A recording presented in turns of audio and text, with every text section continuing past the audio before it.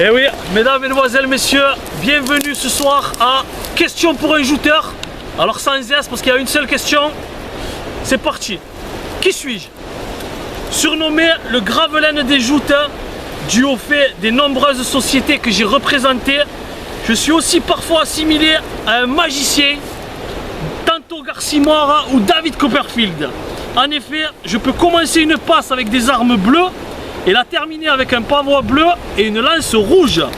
Avec tout cela, ce joueur compte tout de même à son palmarès une coupe d'or, la Saint-Louis moyen et la Saint-Louis mi-moyen en 1987, le championnat de Ligue léger des tournois lourds ou la Coupe de Noël.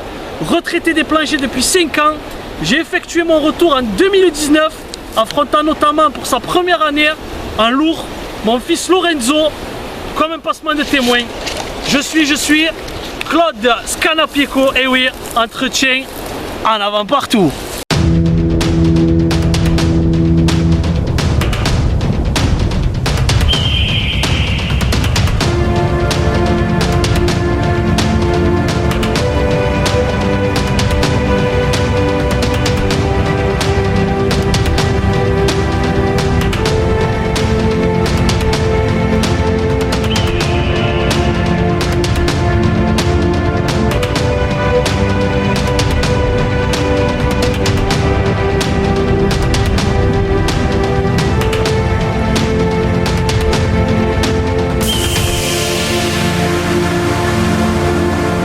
Entretien avec Claude Scannapieco. Claude, merci de nous recevoir tout d'abord. Avec grand plaisir.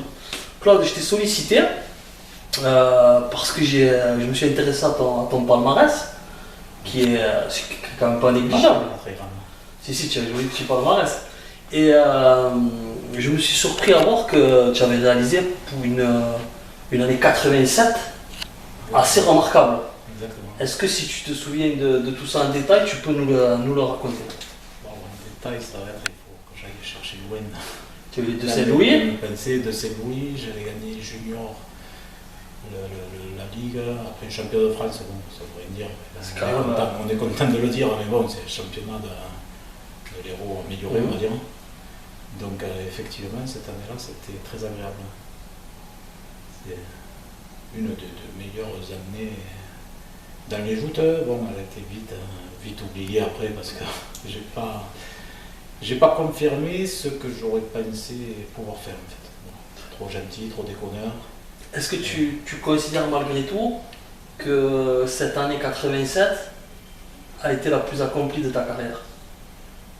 Accompli par rapport à ce que j'ai gagné, je veux dire oui. Mais après, la meilleure, peut-être pas. La meilleure, c'est peut-être les années où j'ai rarement gagné, peut-être. Parce que c'est là où je me suis en fait le plus épanoui, le plus. Le problème, dès qu'on m'a surnommé le magicien, en fait, j'ai pu jouter, j'ai fait n'importe quoi.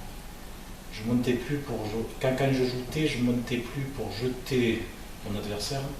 Je montais plus pour savoir comment j'allais l'éliminer, tout en lui faisant des misères comme j'ai su le faire pour certains. Pas pour d'autres, mais pour certains. Tu regrettes après coup cette image de déconneur justement? Alors, regrette non, parce que je ne suis pas dans mes habitudes de regretter ce que je fais. Maintenant, effectivement, si j'avais eu un peu plus de niaque, si j'avais été un peu plus, on va dire, sérieux, j'ai jamais pris les joutes comme un sport. Voilà, j'ai jamais pris les joutes comme un sport, j'ai toujours pris les joutes comme de l'amusement. Donc je ne pouvais pas faire mieux que ce que j'ai fait, sur le petit palmarès que j'ai. Donc c'est pour ça que mes potes savent ce que je trouve réellement, peut-être grâce à ce surnom de magicien. Une Garcimore pour certains. Donc je vais dire, mes amis m'appellent magicien, et mes ennemis, je ne peux pas en avoir dans ce milieu, mais je veux dire, les gens qui m'apprécient moins m'appellent le tricheur. C'est la différence qu'il y a entre le tricheur et le magicien, c'est l'amitié des uns ou des autres. Et justement, Jérémy, est-ce que ça ne te gêne pas pour certains d'avoir laissé cette image de jouteurs qui jouent, comme je le dirais dans l'intro, tu le verras, je te fais la surprise, où tu commences avec les armes bleues et tu finis avec de la rouge. Est-ce que ça t'ennuie pas que les gens aient cette image de toi que plutôt celle d'un joueur qui a gagné de jolis tournois aussi? J'aurais préféré qu'on se rappelle de Claude Scannapieco, qui a gagné beaucoup poker, qui a gagné la Saint-Pierre, qui a fait quelques finales, qui a fait... Mais bon, après, voilà, c'est comme ça. Mais ce qui est paradoxal, c'est que certaines fois, donc une fois contre Bernard Betty à Metz, quand à la fin de la passe, je me retrouve pas voix bleu, ça lance rouge, et que lui, il se dispute avec le jury parce qu'il l'a même pas vu. Le problème, c'est instinctif. Donc je ne peux pas dire je le regrette pas, puisque c'est naturel, je veux dire, je sais. Ouais, donc le regretter, non, je ne regrette pas.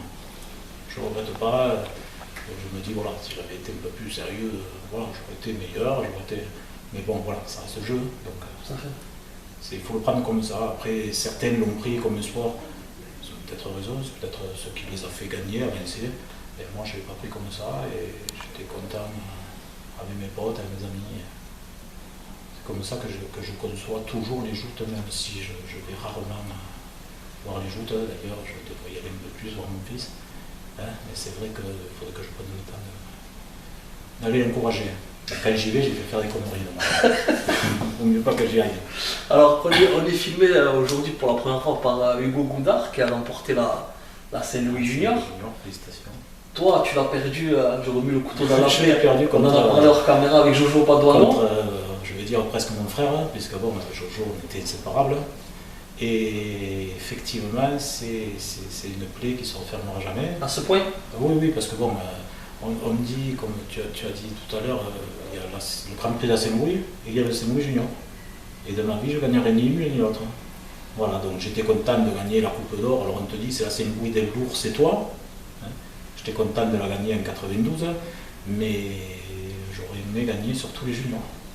Voilà, mais cette année-là, Jojo était plus fort. Et tant mieux pour lui, je suis content pour lui. Alors j'aimerais que tu reviennes sur 3 finales. Ta victoire à la Saint-Louis moyen 87, l'Emi moyen 87 et cette Coupe d'Or 92 que tu viens brièvement d'évoquer. Mais la première de finale, c'était contre Jérôme Crouzet et l'Emi moyen. Alors Jérôme Crouzet, dans ce tournoi, je crois qu'il a rarement jeté les hommes dans l'eau. C'était vraiment un peu, j'allais être un peu mesquin, j'allais dire, il a fait le magicien.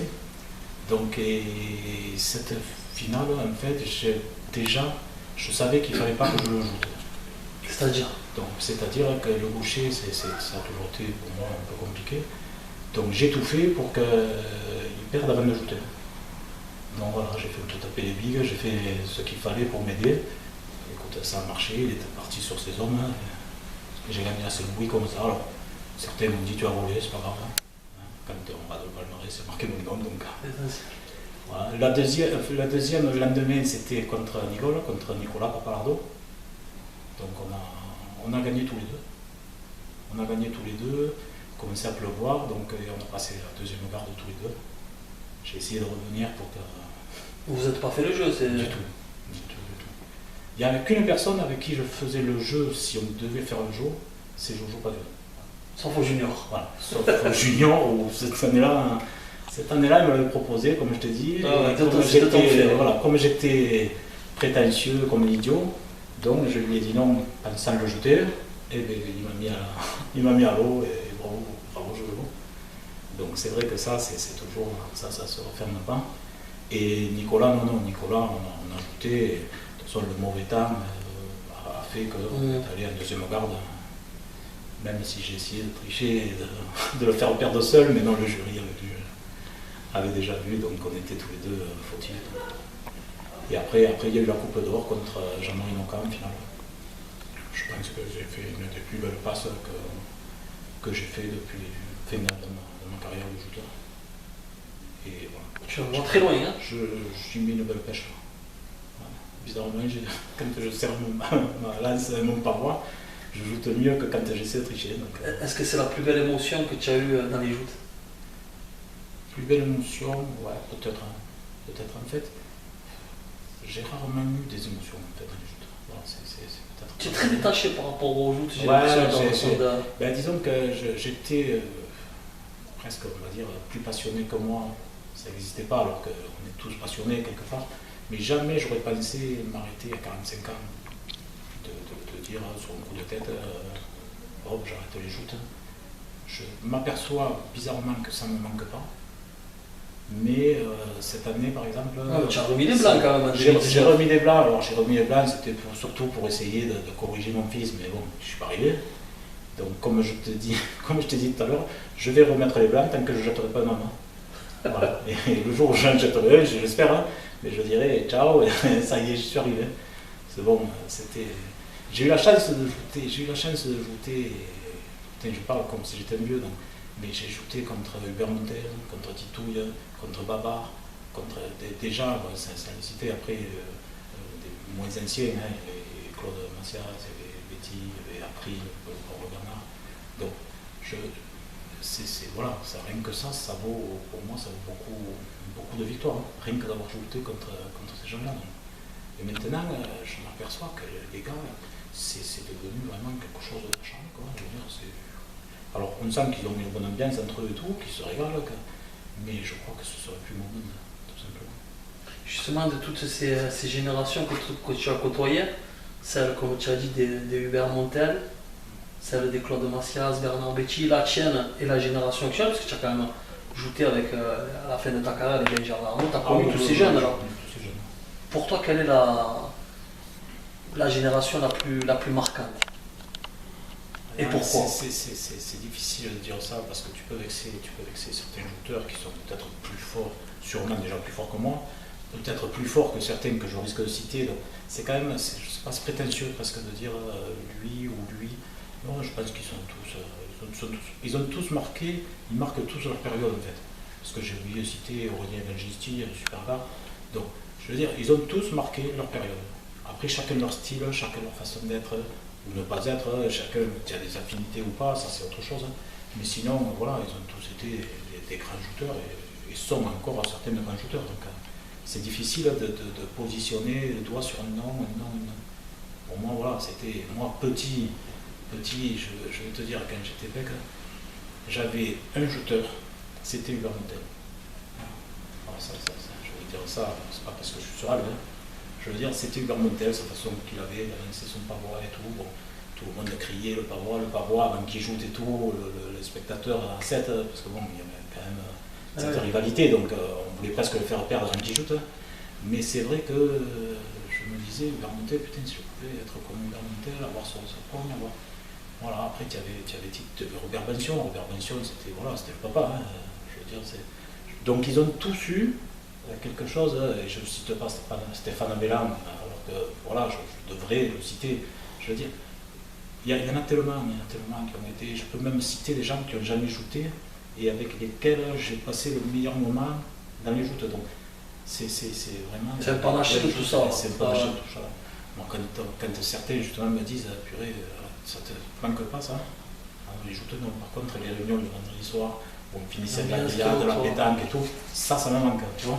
Donc c'est pas spécialement la joute qui manque, c'est ce qui va avec. Après, bon, écoute, les années passent et on se fait autre chose. Maintenant un peu le football, hein, je suis un peu. On parle après. Un peu le foot, donc je suis le FC Wag, je suis tout ce que le FC 7, puisque c'est quand même. J'ai le sang vert et blanc, donc. Mais voilà, on est par période. C'est la période des joutes, je pense qu'elle s'est refermée, ou elle se refermera quand je les jetterai un. Mais oui, je tiens. Voilà, donc ça pouvait être Louis Fissès, mais il a arrêté. Tu as gagné 2 tournois lourds. Ouais. Le défunt tournoi de Beaucaire et les pêcheurs. Les 2 fois contre Sébastien Abellan. Contre Sébastien, donc c'était le bon client, je crois. Hein, bon, pour toi, en tout cas. Voilà, ben, écoute, Benjamin, non. Sébastien, on va dire que il fait partie des dinosaures. Hein.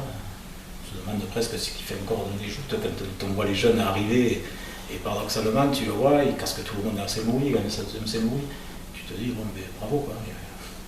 Alors que c'est un garçon tranquille, extraordinaire, je veux dire, il ne fait jamais de vagues, tu le vois jamais crier, oh, tu es humilié, tu descends, je veux dire, et voilà, et c'est un garçon qui est encore dans le circuit alors que tu te dis, toi tu as 50 ans, il va les avoir, donc pourquoi lui et pourquoi toi tu as arrêté? Tu vois, des fois tu te poses cette question. Bon, c'est pour ça que je regagnais une Saint-Louis sûrement, ou quoi que ce soit, mais voilà, donc il était plus passionné que moi sûrement. Donc c'est peut-être ça, je sais pas.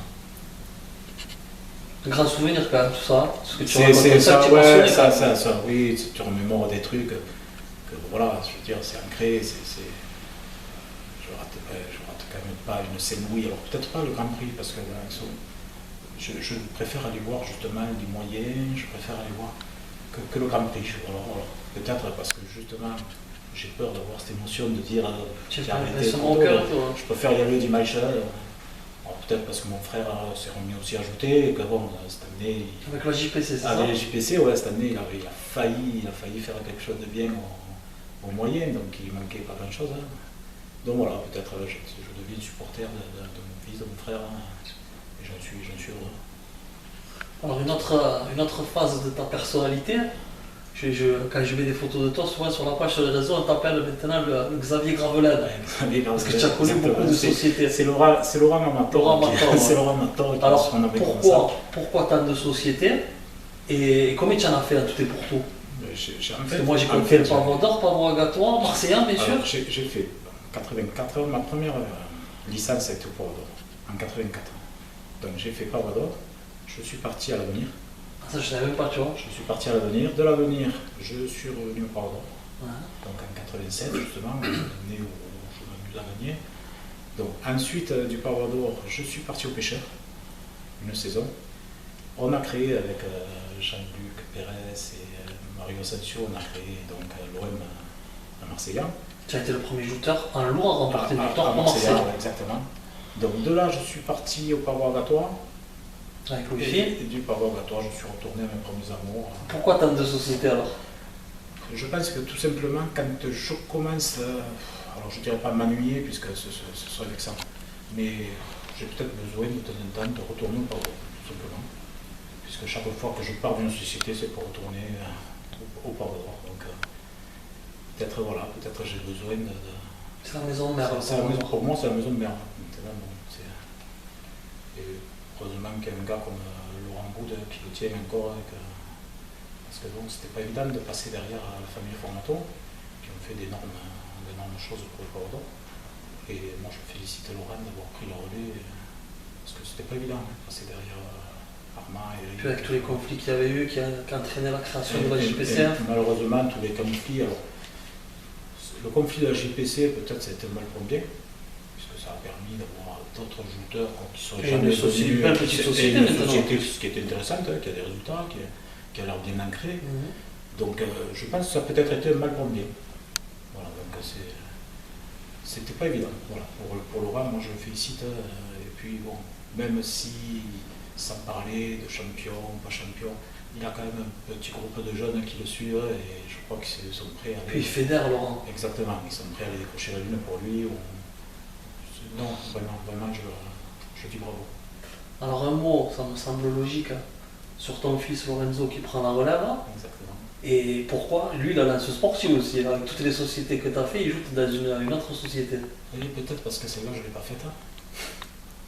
Donc, je ne sais pas, je ne lui ai jamais demandé, puisque c'est son choix. Je ne veux pas être. Parce que bon, il a même son beau-frère qui est président des pêcheurs, je peux lui dire, il a occupé le pêcheur. Donc, il a fait son choix d'aller à la sportive. Il a l'air bien puisqu'il reste, et tant mieux. Mais je ne veux pas influencer les décisions de mes enfants. Donc,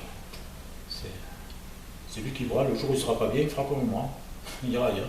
Alors il a fait sa première année en lourd en 2019. Il a fait sa première année. Il a fait une ou deux revanches si je ne me trompe pas. Ouais, il n'a pas fait une année dégueulasse. Comment est-ce que tu vois en lui futur champion ou comment, sincèrement? Moi en tant que père, j'allais dire, ça va être le meilleur. Hein. Maintenant, il a un défaut qui est le mien, c'est qu'il est gentil. Et quand tu montes là-haut, si tu es gentil, tu ne gagnes pas. Donc ça, il va falloir qu'il apprenne à avoir un peu plus de niaque. Et ça, bon, je pense qu'il va vite le trouver, parce que quand je serai quelquefois sur le quai pour le ranger, sur le pourrir, ça va quand même. Alors le pourrir, non, parce qu'on n'a pas du tout la même façon de jouer. D'ailleurs, il y a 2 ans ou 3 ans, quand il fait la demi-finale de la Saint-Louis moyen, il a super bien joué. En demi-finale, je ne sais plus qui il prend, alors je lui dis, écoute, il arrive en ligne, vas-y, il y a sa barrette et tout. Il n'a jamais attrapé la barrette. Il est allé dans le lot et je sais qu'il ne me le dira jamais, mais il sait très bien que s'il avait joué comme il avait joué pour se qualifier pour aller jusqu'en demi-finale, je pense qu'il y a de grandes chances même qu'il gagne la Saint-Louis moyen et peut-être qu'à cause de moi il a perdu. C'est pour ça que je veux éviter de le conseiller ou quoi que ce soit, parce qu'on n'a pas du tout la même façon de jouer. Après, c'est difficile. Je sais qu'il n'en voudra jamais pour dire s'il va avoir à cause de moi. Ben, c'est bien. De toute façon, il arrêtera le jour où ses potes, quand il montera sur le quai, comme ça m'est arrivé, ils m'ont chanté Fais comme un oiseau. Voilà, donc quand ils m'ont chanté Fugain, Fais comme un oiseau, j'ai dit c'est le moment de dire stop. J'aurais préféré qu'elle n'existe pas cette chanson. Claude, pour finir, un mot sur le football, le FC Seta, Agda et ta fille. Ben, le football, entre guillemets, c'est ma deuxième passion. J'ai jamais joué au foot parce que j'ai jamais été bon à ce jeu. Donc, mais je suivais le FC Seta quand c'était déjà les années 80. Comme je te dis, j'ai gardé une grosse amitié avec Bernard Rodriguez. Donc, j'ai suivi le FC Seta. Le FC Seta, comme ça coule dans mes veines, le vert et blanc.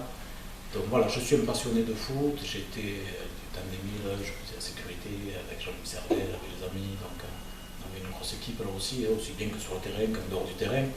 Donc, et après, bon voilà, ma fille Donna, ma dernière, joue au foot à l'âge de 5-6 ans. Sa mère voulait qu'elle fasse de la danse et elle l'a mise en trombone. Et je suis devenu amoureux de ce sport encore plus. Donc voilà, donc je la suis depuis. Maintenant, elle est au Guéraud.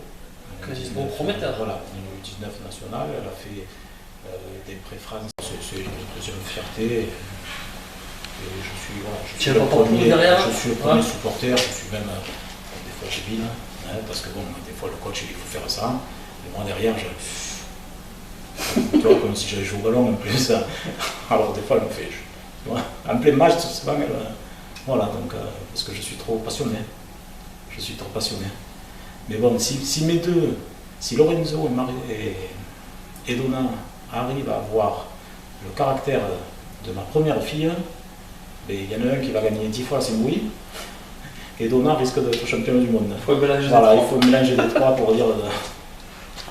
Et Claude, pour terminer définitivement cette interview, la caméra est à toi et le mot de la fin, ce que tu souhaites. Le mot de la fin, écoute, ce que je souhaite, c'est malheureusement, bon, cette année, ça ne sera peut-être pas le cas, puisqu'il n'y aura pas de joute par rapport au Covid. Je pense qu'on s'est peut-être tous précipités pour annuler toutes les saisons, mais bon, c'est un autre débat. Je souhaite surtout, si je pouvais, a priori, la Saint-Louis va se faire cette année. Donc j'ai dit adieu, moi, à Saint-Louis lourd, au Grand Prix, aucun souci. Mais si j'avais la chance de faire la Coupe d'Or, je vais voir avec Laurent Boudin si cette année il peut m'inscrire pour la Coupe d'Or, pour aussi ajouter ce fameux adversaire, mais en force, sans tricher. Ouais. Voilà, c'est mon souhait. Écoute, le message est passé. Le message est passé, c'est pour ça que tu as bien raison. Et on espère que ça se réalisera. Eh bien écoute, c'est gentil. Merci. Voilà, je t'embrasse pas parce qu'on ne peut pas, mais le cœur y est. T'inquiète. Merci à toi de nous avoir reçus. Merci.